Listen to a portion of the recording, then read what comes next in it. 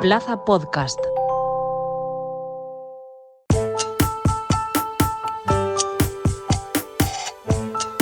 Hoy hablamos de gases renovables y en concreto de biometano, energía producida a partir de residuos orgánicos que puede aprovechar la infraestructura gasista existente. Para entender qué está pasando y qué hace falta para escalarlo, nos acompaña Vicente Gramuntey, director de Desarrollo y Transformación de Negocio de Energia del grupo Naturgy. Vicente, ¿qué tal? Muy buenas. Hola, ¿qué tal? Y gracias por invitarme y poder explicaros con vosotros cómo está el sector energético en la Comunidad Valenciana, en España y en especial el de los gases renovables y del biometano. Pues vamos a ello. Para situarnos, cuando hablamos de biometano, ¿qué es exactamente y por qué ahora se está convirtiendo en una pieza relevante para descarbonizar? A ver, en primer lugar, el biometano es un gas que es intercambiable con el gas natural. Es metano, el gas natural tiene más del 90% de metano y es un gas que se produce a partir de residuos urbanos, agrícolas, ganaderos y de las depuradoras, del tratamiento de aguas residuales. Y es una tecnología que lleva mucho tiempo. En la Comunidad Valenciana lleva más de 20 años esta tecnología. El gas se produce mediante lo que denominamos digestión anaerobia y es que se produce la fermentación o la evolución de estos residuos hasta producir un gas en ausencia de oxígeno. Es lo que llamamos digestión anaerobia en el sector. Se habla de trilema energético: sostenibilidad, seguridad de suministro y viabilidad económica. ¿Cuál es la tensión más difícil de resolver hoy en España? En primer lugar, desde la guerra de Ucrania, ya hace 4 años que empezamos con este problema, se habla mucho de trilema energético. El trilema energético desde la guerra de Ucrania y en especial con toda la tensión geopolítica y geoestratégica que existe en estos momentos, el vector más importante en estos momentos es la seguridad de suministro. Seguridad del suministro y sobre todo reducción de la dependencia energética de determinados países. Y por tanto, el biometano o el gas verde, como nos gusta llamarle energía, es un gas renovable, es un gas producido en España que se va a consumir en España y por tanto ayuda a reducir la dependencia energética de otros países. Sería una vía más de entrada de gas en España, producido aquí en España o en Valencia o en las distintas comunidades autónomas. Y además es un gas renovable, es un gas que se obtiene a partir de residuos y por tanto ayuda a reducir y ayuda en el proceso de transición energética. Es un vector más que ayuda a la descarbonización de la economía. El biometano puede inyectarse en la red existente y usarse sin adaptar redes ni equipos. ¿Qué significa eso en la práctica y qué requisitos hay que cumplir? Básicamente el biometano es un gas similar al gas natural que circula hoy por nuestras redes, que es un gas de origen fósil, que viene de, por ejemplo, de Estados Unidos, puede venir de Qatar, puede venir de Emiratos, puede venir de Noruega. Y este gas es intercambiable, ¿por qué? Porque biometano, pero lleva metano. Es un gas similar y para eso lo que hacemos es el biogás que se produce en las plantas de biometano lleva un proceso de lo que llamamos upgrading en castellano, limpieza, filtrado, para que tenga una calidad equivalente a la del gas natural que circula por nuestra red. Por tanto, para una vivienda, para mi vecino, el del quinto, no tiene que hacer nada, no tiene que adaptar ni su cocina, ni su calentador, ni su caldera. Para un restaurante, para cocinar, tampoco tiene que adaptar las cocinas y mucho menos para procesos industriales y procesos industriales de alta temperatura donde es muy difícil la electrificación. Por tanto, biometano es sinónimo a gas y no hay que realizar ninguna adaptación ni en las redes de suministro, en las distintas presiones a las que distribuimos, ni en los aparatos de consumo final de los clientes, tanto residenciales, comerciales como industriales. ¿Por qué el gas verde es clave para la descarbonización de los hogares?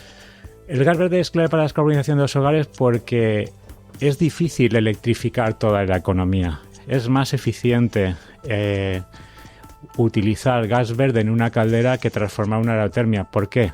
Y esto nosotros siempre creemos en el trilema energético, en el principio de neutralidad tecnológica, pero hay viviendas donde es muy difícil instalar una aerotermia. ¿Por qué? Porque no hay espacio, porque no hay suficiente potencia eléctrica o por el coste y la inversión que supone instalar, por ejemplo, una aerotermia, que al final es una bomba de calor más moderna, por una caldera. Estamos hablando de entre 2.000 y 2.500 euros lo que puede ser instalar una caldera nueva instalada frente a entre 10 y 15.000 euros que supondría instalar una aerotermia en una casa. Por tanto, es mucho más eficiente para descarbonizar los hogares y también porque en determinadas zonas y zonas frías es más eficiente disponer de la caldera para el uso térmico. Energia gestiona una red muy extensa, llega a millones de consumidores. ¿Qué ventaja real aporta esta infraestructura para desplegar gas verde ya? Básicamente tenemos una infraestructura en España, a diferencia de otros países de la Unión Europea, muy moderna, capilar, mallada, que ha ido vertebrando los sectores productivos. La extensión de la red de gas natural ha ido buscando los sectores industriales y sectores productivos. Por tanto, tenemos una red mallada, capilar, extensa y moderna. Moderna en el sentido de que no hace falta ninguna adaptación para circular el gas verde. Estamos muy cerca y tenemos del orden de 55.000 kilómetros de tuberías en toda España. Estamos en más de 1.200 municipios y sobre todo muy cerca de las grandes zonas industriales y agroindustriales, que es muy importante porque nuestras redes están cerca de donde se produce el residuo, o como nos gusta llamarlo en energía, subproducto, que es la base para la producción de biometano. Por tanto, tenemos unas infraestructuras existentes, modernas, no hace falta hacer ninguna adaptación para circular el biometano y están preparadas para inyectar. Simplemente que, como está pasando en el sector de las renovables eléctricas, nuestras redes están preparadas para traer gas desde alta presión hasta los consumidores finales. Ahora aparece el concepto de lo que es generación de gas distribuida. Es decir, ahora el gas llega o por tubo desde África, o llega a las regasificadoras, como la que tenemos aquí en Sagunto, la de Cartagena, la de Barcelona, y ahora vamos a tener pequeñas plantas de producción de gas situadas en el territorio. Hay peticiones de inyección equivalentes al consumo de 1 millón de hogares y más de 90 contratos. ¿En qué punto está el despliegue y qué esperas ver en los próximos 12 meses? Como comentabas, estamos muy cerca de alcanzar los 100 contratos, realmente tenemos 99, más de 1 millón de hogares equivalentes en descarbonización en la capacidad de inyección contratada. El punto en el que nos encontramos ahora es el de construir las infraestructuras y poner esos servicios, esas infraestructuras para poder inyectar el gas en las redes.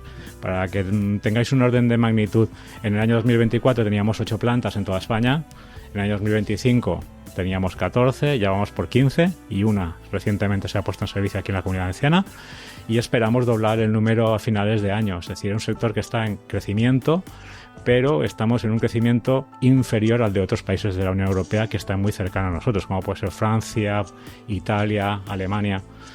Es un sector que se está consolidando. En España vamos, digamos, lentos, vamos a una segunda velocidad. Es un sector que se ha desarrollado mucho más en otros países de la Unión Europea. Hablamos de materias primas. ¿Qué fuentes ves más viables y cuáles son más complejas? A ver, fuentes más viables, es decir, España es una potencia del sector primario. Somos una potencia agrícola y ganadera.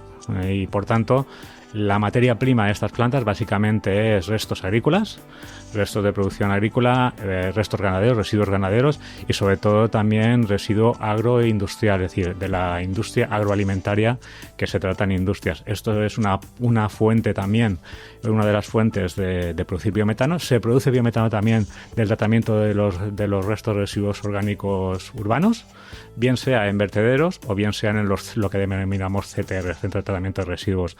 Los más complicados son estos porque están más alejados de las redes y básicamente los más complejos serían los provenientes de gas de vertedero. Desde la perspectiva de una distribuidora, ¿qué es lo más crítico para conectar plantas de biometano sin fricciones? Yo diría que la simplificación administrativa, es decir, en el mejor de los casos, aunque tengamos una planta que esté sobre nuestra red, el mínimo es 1 año para hacer el trámite solo para poder conectar nuestra infraestructura. El trámite que tiene que realizar un promotor, que es el que produce el biometano, la media está entre 2 y 5 años. Imaginaros el periodo de tiempo que supone para poder conectar una planta de biometano a las redes. El otro punto importante es sobre todo claridad, es decir, coordinación con el promotor, tener muy claro el proyecto, dónde se ubica el proyecto, las características del proyecto, para que nuestro trámite sea mucho más fácil, eficiente y sobre todo en el punto donde se ubique la planta tenga capacidad de inyección, porque algo que no he comentado hasta ahora, una planta de biometano es una fábrica de producir gas 24 horas, 7 días a la semana, 365 días al año. Esto es una fábrica de gas, es como si tuviéramos un pozo de gas, pero es una fábrica que está produciendo gas 24/7. Esto no para, ¿por qué? Porque entra residuo, produce biogás, sale digerido. Ese digerido también, y no lo he comentado antes, es muy relevante porque es un digerido que es lo que llamamos de biofertilizantes, es decir, nos ayuda a reducir la dependencia de la importación de fertilizantes artificiales que llevan base nitrógeno. Es Estamos en una comunidad muy agrícola y muy citrícola, donde utilizamos una parte muy relevante de fertilizantes artificiales, con lo cual el digerido que sale de estas plantas de biometano puede ser lo que denominamos biofertilizante y por lo tanto ayudar con esa base de lo que denominamos los técnicos NPK, nitrógeno, fósforo y potasio, a fijar el sustrato en el suelo y mejorar la calidad de nuestra fruta, de nuestra verdura y de nuestros cítricos, sobre todo. El principal cuello de botella son los trámites, entonces. El principal cuello de botella en estos momentos son los trámites.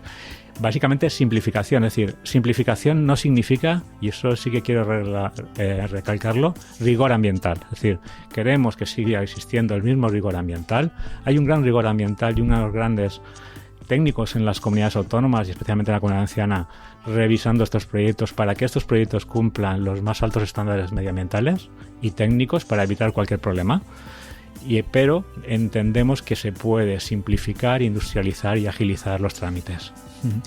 Objetivos 2030 y Repower EU. ¿Vamos bien? ¿Vamos tarde? ¿Estamos perdiendo una oportunidad como país? En primer lugar, querría resaltar el objetivo del PNIEC. Sabéis que el Plan Nacional de Energía y Clima establece un objetivo de 20 teravatios para España. ¿Es poco o es mucho? Es ambicioso teniendo en cuenta que el año pasado inyectamos 0,4 gigas y tenemos que llegar a 20.000 en 2030. Imaginaros lo que nos queda por correr para los que seáis deportistas, ¿no? Pero estamos en el camino. Es decir, hemos inyectado 0,4 en toda España. Nosotros solo en las redes de energía tenemos casi 6 teravatios, por tanto estamos en el camino. Estamos lejos de países de nuestro entorno. Para que tengáis un orden de magnitud, en Francia hay más de 700 plantas de biometano inyectando en las redes, lo que serían 12 teravatios. Imaginaos, nos llevan muchos años de ventaja. En Francia prácticamente se inaugura una planta de biometano a la semana. Países como Alemania tienen una gran tradición de biogás y desde la guerra de Ucrania están reconvirtiendo las plantas de biogás a biometano para tener gas alemán. Nos llevan una gran ventaja porque ahí hay 1.300 plantas. Italia, aprovechando todo el tema de los PERTES y todas las ayudas europeas, ha reconvertido plantas de biogás a biometano y con más de 100 plantas en 3 años. Por tanto, vamos lentos, pero estamos en el camino. Yo lo que diría es que tenemos que ver lo mejor de cada país y aplicar las mejores prácticas, y el biometano al final va a ser un vector para la descarbonización. Tiene que aprovechar las redes de gas existentes que ya se han hecho las inversiones. Hay una inversión muy relevante que se ha hecho en los últimos años. Tenemos que ayudar a descarbonizar la economía porque hay sectores productivos como por ejemplo la cerámica en Valencia de muy difícil electrificación y por tanto estos procesos de alta temperatura, el biometano, los gases renovables, nos gusta llamar biometano gas verde porque es de origen renovable, tienen que ayudar a descarbonizar la economía, descarbonizar sectores productivos, descarbonizar viviendas y descarbonizar comercios. Para terminar, ¿qué tendría que pasar en los próximos 24 meses para que el biometano pase de oportunidad a realidad a gran escala? A diferencia de otros países, y como he comentado anteriormente, como puede ser Francia, Alemania, Dinamarca. Dinamarca es el país de la Unión Europea más avanzado en descarbonización de la economía. El 40% del consumo de gas de Dinamarca viene de biometano. Imaginaos si nos llevan ventaja. Tiene un modelo muy diferente al que he comentado antes de Francia. Francia tiene plantas pequeñas, muy ligadas al sector agro y ganadero, muy pequeñitas, 700. Prácticamente en Dinamarca hay 130 plantas, pero son capaces de producir el 40% del consumo. Pero es que además tiene un objetivo del 100%, de que el consumo de gas sea 100% de origen renovable en 2030 y algo. No vamos a decir de 2030. Están en el camino, con 2 vectores: fomentar el biometano y reducir el consumo energético. Es decir, es una doble ecuación. Entonces, como decía, tenemos modelos como el del francés, con plantas pequeñas, el modelo danés, con plantas más grandes, más industriales. Aquí tenemos que ver cuál es el modelo. Desde España tiene más sentido, y vista la amplitud del país y dónde se producen los residuos, plantas de tamaño pequeño mediano. ¿Por qué? Porque con eso reducimos el impacto de tráfico de residuos y de tráfico de camiones. Y al final todos estos proyectos tienen que estar muy ligados al territorio, muy ligados al entorno rural y por tanto tienen que nacer desde donde está el problema de los residuos, que es el sector primario, básicamente el ganadero y el agroindustrial, y por tanto con unos proyectos de tamaño mediano y sobre todo, y esto ya para finalizar, una regulación clara, transparente y que dé certeza a la inversión de los promotores. El futuro del biometano, de la descarbonización y la descarbonización de la economía está asegurado, y estamos en un momento clave, en un momento en el que la regulación tiene que dar orientaciones claras y una política energética muy orientada a la descarbonización de la economía. Aquí hay múltiples fórmulas: incentivos a la demanda, cuotas, que se pueda incentivar cuotas a determinados sectores, como en Alemania al transporte o al sector residencial. Todo esto son medidas que ya se están aplicando en otros países. Pues con ese momento clave nos quedamos. Vicente Gramuntey, muchísimas gracias por acompañarnos. Gracias a vosotros.